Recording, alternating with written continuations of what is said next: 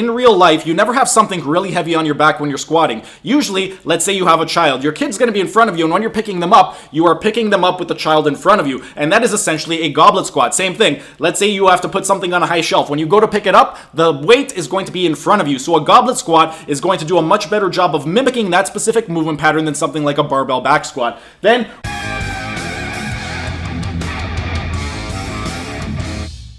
hey everyone, thanks for tuning in and welcome back to another Carnivore Q&A. Steven here with Team Euphoric, and today's question has to do with what are the best exercises to perform, and it's related to last week's video. Last week I ended up discussing the 7 best movement patterns to perform while on the carnivore diet for weight loss. If you missed that video, I'm going to include a link right up over here, but I had a few people asking for some specific exercises with regard to those movement patterns, which is why I came up with these 7 best exercises. And as a little bit of a disclaimer, there's no such thing as a best exercises. Exercises should be based off your goal. So whatever your goal is, you want the exercises to be specific to that. And if you're not sure what exercises you should be performing, I recently created a members only playlist, and if you're interested in learning how to customize your own training programs, you could check out that members playlist right up over here. At the time of filming this video, there are 49 videos with over 11 hours worth of program design content. New videos are going to be added regularly, and it's the same information that I teach in my program design course. So if you are interested in learning how to customize your own training programs, or if you just want to help support the channel, consider becoming a member. And now I'm going to get into these exercises right over here. There's no such thing as a best exercise, but for the average person, these would be some terrific exercises to perform, and I'm going to explain why.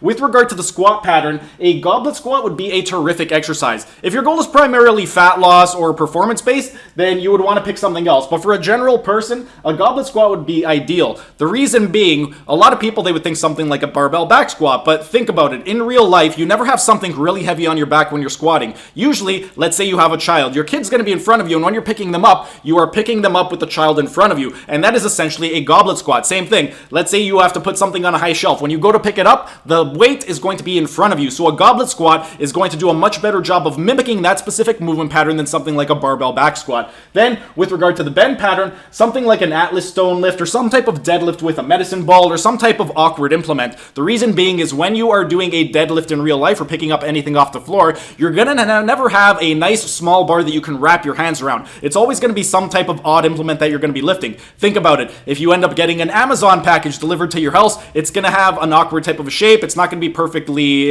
perfectly nice and small that you can wrap your hands around. You're going to have an open grip on it. So if you're doing something like an Atlas stone, that's going to be a little bit more what you're actually doing in real life as opposed to something like a barbell deadlift. Then, with regard to the lunge pattern, the step up would be a terrific exercise. In our day-to-day life, one of the most common things that we're going to be doing is going up and down stairs. When you go up a step, you are essentially doing a step up. So as opposed to doing something like a lunge, in real life, a lunge pattern, we do it on a regular basis, but the actual movement of a forward step lunge or a walking lunge, we don't really do that movement regularly. Something like a step up is going to be much more applicable for the average person on a day-to-day basis. So that's why that exercise would be terrific. Then the fourth pattern, this is going to be the push pattern. With regard to the push pattern, doing something like a standing military press with some type of ball would be a great exercise. The reason that a military press would be preferable to be doing something like a bench press is, once again, in our day-to-day life, we're never laying down on our back and having to push a heavy weight off of our chest. Whenever we are doing any type of pushing movement in the real world, most of the time you're picking something up and you're going to have to put it over your head. Think, if you have some type of box that has to go on a high shelf, you're always going to be lifting it up overhead, and it's always going to be some type of odd implement. So that's why doing it with something like a ball is going to be preferable as doing something like a military press with some dumbbells or a bar.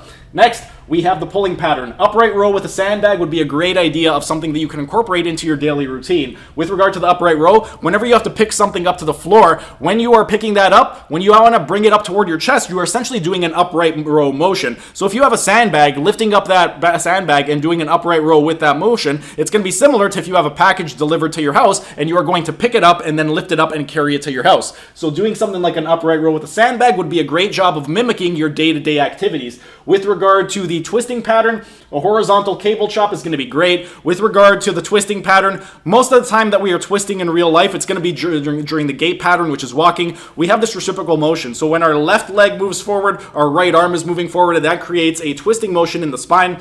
If we are ever doing anything like checking our blind spot, or if somebody calls us and we look over, we are essentially doing a horizontal twist. So doing a horizontal twist with a cable would be a terrific exercise to mimic that motion. And then finally, with regard to the gait pattern or your walking pattern, this would be something like a farmer's carry. Farmer's carry, when we are going out about our day, if you ever go grocery shopping or anything like that, you are carrying bags in your hands and you're walking with them. So by doing a farmer's carry, you're going to be able to mimic that motion that you are doing with the actual groceries that you are carrying from the store to your house to the car. So if you want to try and mimic the activities that you're doing in your day-to-day life, then these 7 exercises should give you some ideas of ways that you can manipulate exercises in your exercise routine to try and mimic the exercises that you do in your day-to-day life. If you guys have any questions, go ahead and ask your questions down in the comments section so I can help you guys out. And once again, for those of you who are interested in learning how to customize your own training programs, or if you're just interested in helping to support the channel, at the time I'm filming this video, check out that members only playlist because there are 49 videos with over 11 hours worth of program design content. New videos are going to be added regularly, and it's the exact same information that I teach in my program design course. So if you want to learn how to customize your own training program, or if you just want to help support the channel, consider becoming a member. But that's pretty much it for today's video. If you guys enjoyed the video, be sure to smash that like button so I know to keep making these types of videos in the future.